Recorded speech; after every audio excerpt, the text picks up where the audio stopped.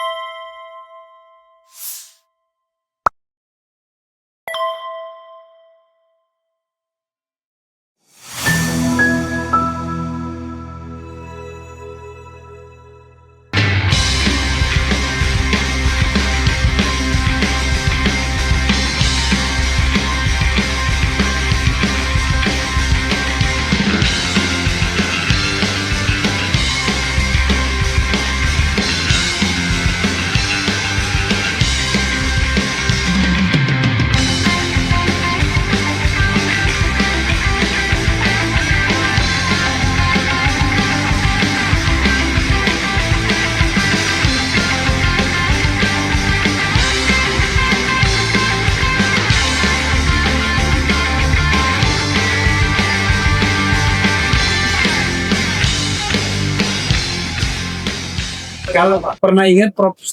Tono Saksono ini justru yang ketika podcast di tempat saya bicara tentang waktu sholat kita yang salah semua. Iya, lebih mas. Iya. Subuh kita lebih cepat atau lebih mundur? Lebih cepat. Lebih cepat. Kemudian Isya kita lebih cepat. Terlalu lambat. Isya terlalu lambat. Jadi persoalan kita, tetapi beliau belum bisa meyakinkan pemerintah bahwa subuh itu sebenarnya terlalu cepat dan kemudian Isya terlalu lambat. Nah, jadi masih berjuang karena beliau ini memang ahli pencitraan, alias remote sensing. Saya kira ahli pencitraan kayak bekas presiden itu. Jadi Itu juga ahli tuh pencitraan itu. citra jarak jauh ya. Dia juga ahli pencitraan kan, pencitraan jadinya kan. Tetapi beliau juga tentu mendalami hal-hal yang bersifat teknologi ya, karena beliau pada dasarnya lulusan UGM juga ini. Oh, asli. Universitas Gajah ada kan? Asli. Iya. Karena satu lagi bukti yang asli. Tadi ketika ngobrol, kami tadi lagi ngobrol dan Prof. Tono ini bisa menceritakan siapa sebenarnya ayah saya. Oh, biasa. Jadi asli UGM. Asli UGM ya. Betul. Nah, sampai keluar tuh. Jadi acara kita sore ini adalah ada gawe dari lawyers atau kuasa hukum atau penasihat hukum, itu soal nanti kuasa hukum dulu ya. Ya. Kuasa hukum dari Topi Merah untuk menjawab the judge's ultimatum ya kan, atau the judge's somasi ya. Ya.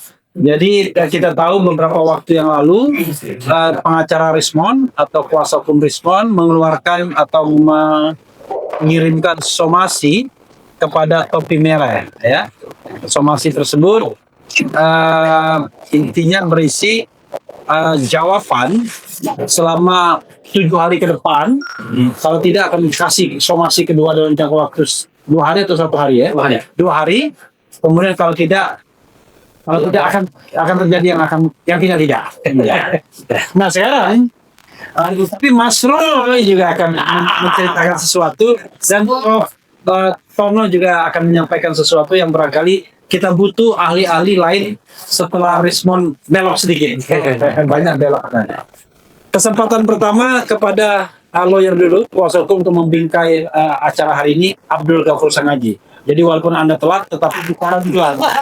Silakan. Ya, luar biasa. Terima kasih Bang Refli atas kesempatannya ya. Mohon maaf tadi Mas Rote Siap tuh. ada, Mohon maaf ya ke Prof. oh iya, saya juga mohon maaf Prof. Tono gitu ya. Dia ada kesalahan teknis dalam hal komunikasi gitu. Hari ini Prof Tono, saya semalam memang undang ya Prof Tono ya, dia hadir bersama kami di sini. Dan tentu kita butuh adalah keahliannya ya, keilmuannya untuk memberikan titik terang terkait polemik presentasinya Rismon di Rakyat Bersuara.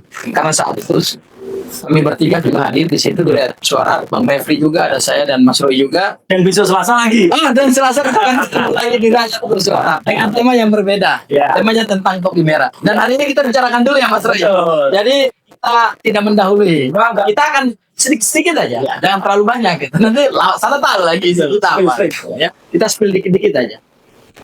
Saya concern terhadap somasi yang disampaikan oleh Rismon melalui kuasa hukumnya rekan kami Jahmada Girsang ya pada tanggal 27 April 2026 yang menurut saya pada saat saya mendengar pernyataan persnya setelah beberapa hari dia mengirimkan somasi itu, menurut saya somasi itu kok bernada intimidasi ya, bernada ancaman ya, ancaman kepada klien kami anak muda yang sekarang sedang jadi the rising star gitu ya, di dunia digital, di dunia penelitian gitu ya. Saya memang melihat somasi itu ya haknya Rismon untuk melakukan somasi. Tapi apakah somasi itu layak secara hukum? Saya sebenarnya tidak ingin spill di sini karena itu akan menjadi kajian hukum saya di Rakyat Bersuara gitu. Dan saya akan mengkritik baik dari sisi konstruksi hukumnya, saya akan fokus ke konstruksi hukumnya. Kemudian alasan klien saya disomasi kan ada 2 poin tuh. Poin pertama adalah terkait dengan sumber dokumen, sumber dokumen atau sumber data yang diperoleh. Apakah itu domain publik atau private domain? Ya. Itu tentu akan kami jawab. Dan yang kedua, terkait dengan hasil temuan dari klien kami, Topi Merah, yang ternyata membantah semua dalil-dalil yang disampaikan oleh Rismon pada saat Rakyat Bersuara itu gitu. Akhirnya ditemukan ada tulisan Gajah Haji Adam gitu kan. Nah, tulisan Gajah Haji Adam ini yang kemudian menuai kontroversi dan menuai polemik gitu ya Mas Roy ya. Pertama saya ingin dulu dari sisi konstruksi hukumnya dulu deh. Sedikit saja saya ingin katakan bahwa somasi itu saya anggap sebagai somasi-somasian. Ya, itu bukan somasi namanya. Ya, somasi itu tidak layak secara hukum. Ya, somasi itu tidak mempunyai dasar argumentasi hukum yang kuat sehingga klien saya kok disomasi gitu. Ya, somasi itu tidak punya basis argumentasi hukum. Menurut saya, somasi yang dikirimkan oleh Rismon melalui kuasa hukumnya Jahmada Girsang itu hanyalah bentuk respon yang panik akibat temuannya si Topi Merah. Temuan Topi Merah itu tidak dijawab dengan penjelasan yang seharusnya dijawab secara ilmiah juga oleh Rismon, tetapi dia mengirimkan langsung melalui kuasa hukumnya somasi. Bukan somai ya. Bukan somai ya. Kalau somai makanan. Tapi dalam konteks somasi ini, saya ingin plesetkan somasi itu seperti somasi-somasian. Ya, bila kita juga ya ini apa ya? Seperti selembar kertas yang sebenarnya tidak punya nilai hukum gitu. Ya, saya tidak ingin mengkaji di sini karena memang nanti formnya ada. Dan saya akan jelaskan secara detail argumentasi hukumnya, kemudian pijakan-pijakan hukumnya gitu ya. Sehingga saya berani katakan kepada Jahmada Girsang, somasi yang Anda buat dan Anda kirim kepada klien saya itu adalah somasi yang tidak punya nilai secara hukum dan tidak tepat secara hukum. Ya, itu hal yang pertama. Hal yang kedua, Mas Roy, terkait dengan konten dari Topi Merah. Ini tentu Prof Tono yang akan jauh lebih progresif dan Mas Roy juga punya kompetensi untuk mengklirkan dari sisi kajiannya Topi Merah ya. Yang pertama sumber data atau sumber dokumen. Sekali lagi saya katakan, apa yang didapatkan klien saya itu Mas Roy, itu adalah dokumen publik. Itu bukan private dokumen. Itu public dokumen. Ya, karena kenapa? Dokumen itu sudah dipresentasikan di hadapan halayak. Dan berdasarkan Undang-Undang Nomor 7 tahun 2025 ya Mas Roy ya, tentang perlindungan data pribadi. Perlindungan data pribadi 2024. 2024 ya. Undang-Undang 27. Undang-Undang perlindungan data pribadi itu nggak masuk di dalam perlindungan, itu bukan data pribadi, ya, itu sudah menjadi domain publik. Dan yang kedua, berhubungan dengan hasil temuan dari Topi Merah, menurut saya ini kalau kita mau jujur, Mas Roy, sebagai orang akademik, ya, karena Rismond katanya kan akademik, gitu ya. Ini harusnya dibaca dalam konteks dialektika ilmu pengetahuan. Ya. Jadi ini benar-benar satu pertontonan, satu pertunjukan dialektika ilmu pengetahuan yang dilakukan oleh seorang anak muda menantang seorang senior gitu. Dan itu sah secara hukum, itu dibolehkan. Ya, masa pernah di penjara gara-gara membuat hasil temuan yang temuannya berbeda dengan orang yang membuat temuan itu gitu. Saya belum melihat apa pasal mengatakan gitu, Mas. Ya. Saya lihat tadi undang-undangnya tahun 2002. Oh, 27 betul. Undang-Undang Nomor 27 Tahun 2002 tentang perlindungan data pribadi. Itu nggak masuk di situ. Nggak masuk. Ya, ini bukan data pribadi yang ada ancaman pidananya. Enggak. Ini data umum, data publik. Karena begitu dia berani tampilkan kepada publik melalui siaran rakyat bersuara News, Ya. maka disitulah hak publik sudah melekat Persis. pada dokumen itu. Iya. Ya, tidak lagi milik pribadi dia gitu. Ya, nah, itu yang nanti kita challenge ke depan.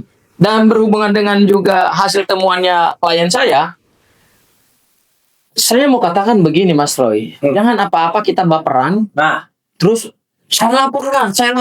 Ini kan kerjaan para pemul kan begitu. Ya, selalu mengancam dan mengintimidasi dengan LP, akan saya LP kan gitu. Mohon maaf, klien saya ini usianya masih sangat muda, 27 tahun, kurang lebih ya, Mas Topi Merah ya. Dan ketika mendapatkan intimidasi seperti itu kan pasti goyang psikologisnya gitu. bukan gue yang seneng loh. Pasti goyang. Oleh karena itu, saya bersama rekan-rekan pengacara yang lain bersedia pro bono untuk memberikan pendampingan hukum kepada Mas Topi Merah karena temuan Mas Topi Merah itu tidak bisa dikriminalisasikan, tidak bisa dipidana. Nggak ada pasal di KUHP barang siapa membantah penelitian orang lain dengan data publik maka diancam dengan penjara sekian tahun. Nggak ada rumusan pidana itu gitu loh. Ya, jadi saya harap nanti Prof Tono untuk memberikan penjelasan yang lebih detail karena saya kira juga Prof Tono juga pasti sudah mendapatkan data itu karena data itu memang sudah berseliweran di sosial media ya, di YouTube gitu ya. Siapa saja boleh mengakses. Dan terakhir, seingat saya di menit ke-49 di rakyat bersuara itu ada kata-kata Rismond yang clear ya. Hasil temuan saya terbuka untuk direkonstruksi ulang. Itu persis kalimatnya seperti itu. Hasil temuan saya terbuka untuk direkonstruksi ulang. Artinya kalau itu direkonstruksi ulang ya seperti ini, berarti boleh dong. Siapa saja punya hak untuk menantang. Nah, ini sudah menjadi domain publik. Dan pernyataan diri sendiri bahwa saya bersedia temuan saya untuk direkonstruksi oleh orang lain. Kebetulan ada seorang anak muda di Indonesia ini yang begitu care. Ya, banyak anak muda yang cerdas di Republik, tapi belum tentu banyak anak muda juga yang mau peduli terhadap bangsanya. Salah satunya ini adalah Topi Merah. Topi Merah ini kami nggak kenal. Topi Merah ini tidak punya afiliasi dengan Mas Roy. Tidak punya. Ya, ini. Ya, betul. Ya, fungsinya. Nanti Mas Roy lebih menjelaskan lebih detail ya, karena saat itu Mas Roy juga ada di situ. Tapi saya ingin tegaskan kepada para pemirsa, di sini ada banyak sekali channel-channel YouTube ya. Saya tidak sebutkan satu persatu. Mas Topi Merah ini tidak punya afiliasi ke kami. Ya. Tidak kenal kami, juga tidak kenal Mas Roy, tidak kenal Prof Tono, tidak kenal juga Bang Refli, dan kami tidak ada komunikasi secara individual dengan Mas Topi Merah. Artinya ini benar-benar anak muda yang free, bebas nilai, ya, bebas dari nilai apapun, tidak punya kepentingan politik, tidak punya kepentingan ekonomi, bisnis dan sebagainya gitu. Dia betul-betul anak muda yang tumbuh karena keilmuannya, karena kecerdasannya, dan karena kepeduliannya terhadap bangsanya untuk menyelesaikan polemik ijazah ini. Memang kemunculan Topi Merah ini saya bilang adalah fenomena yang mengguncang kubu sebelah. Nah, ini mengguncang memang kubu sebelah dan menggoyang kubu sebelah. Ya, karena pada saat Richmond mengatakan bahwa hasil penemuan dia yang terbaru atau hasil riset dia yang terbaru, yang dulunya dia katakan ijazah ini 11% adalah palsu, kemudian dia katakan asli, dia seperti menghipnotis publik. Ya, dia seperti menghipnotis publik, seolah-olah apa yang diteliti oleh Mas Roy Dr. Tifa itu adalah satu bentuk penelitian yang tidak ilmiah gitu, karena dibantah oleh Richmond. Tapi ternyata ya itulah saya bilang, kebenaran tetaplah kebenaran, kebohongan tetaplah kebohongan, kepalsuan lah tetap kepalsuan. Tiba-tiba muncul seorang topi merah yang kita nggak nyangka-nyangka bisa membuat satu hasil bisa membuat simulasi terhadap data tersebut, terhadap dokumen tersebut, sehingga keluar sesuatu yang fenomenal gitu, bahwa ada potensi dilakukan intervensi. Jadi kalau saya menggunakan bahasa sederhana, saya sebagai orang awam, saya nggak tahu bahasa teknis. Kalau dari Mas Topi Merah, yang bisa saya rangkum adalah ada potensi dilakukan intervensi. Ya. Belum data itu diproses. Iya, sebelum data itu diproses ya. Jadi ada intervensi terhadap dokumen, sehingga dokumen ini yang dimunculkan itu seolah-olah sesuai dengan sourcesnya gitu, sesuai dengan sumbernya. Padahal menurut temuan Mas Topi Merah, ini potensi dilakukan editing. Artinya antara sources yang sumber dokumen yang diteliti dengan yang ditampilkan hasilnya sudah berbeda karena di tengahnya sudah dilakukan intervensi. Seperti itu Mas Topi Merah ya. Itu saya bukan orang teknis, tapi saya bisa simpulkan seperti itu. Nah, apakah ini kemudian adalah satu pelanggaran hukum dan patut untuk disomasi? Kan begitu Bang Refli ya. Saya sebetulnya nanti di Rakyat Bersuara ya, hari Selasa, ini sekaligus juga mungkin kita sampaikan gitu ya. Jangan lupa nonton Rakyat Bersuara hari Selasa. Saya sebetulnya ingin head to head dengan Jahamada Girsang terkait dengan isu ini gitu. Dan yang penting juga sebenarnya pengen head to head dengan Richmond ya. Oh iya. Iya, maka kita tantang. Datang loh, Mon. Besok. Jadi, tolong pemirsa Indonesia support iNews untuk mendatangkan Dr. Richmond Hasyiulan Siam dan M ke studio. Ke studio. Tidak lewat Zoom ya? Apa itu kalau lewat Zoom itu? Nggak menarik soalnya. Nggak menarik. iNews akan kehilangan penonton. Iya. Hadirkan di studio. Dan Respon harus berani datang ke studio kalau ya, benar. Itu akan jauh lebih menarik gitu. dan lebih jantan. Ya, dan lebih jantan gitu. Kalau enggak, Tina ya. Nah, sebetulnya Mas Roy, Bang Refli, Pak Proktono, dan Mas Topi Merah, saya memang sudah punya pandangan hukum terhadap ini. Gitu. Dan itu saya ingin tampilkan di Rakyat Bersuara. Mungkin nanti lawyer to lawyer ya. Saya senang ini kalau lawyer to lawyer gitu. Artinya kalau saya pinjam istilahnya Bang Refli itu, Anda kalau nggak punya legal standing jangan bicara gitu. Tapi ketika nanti hari Selasa, saya kira Bang Jahamada punya legal standing untuk mewakili kliennya.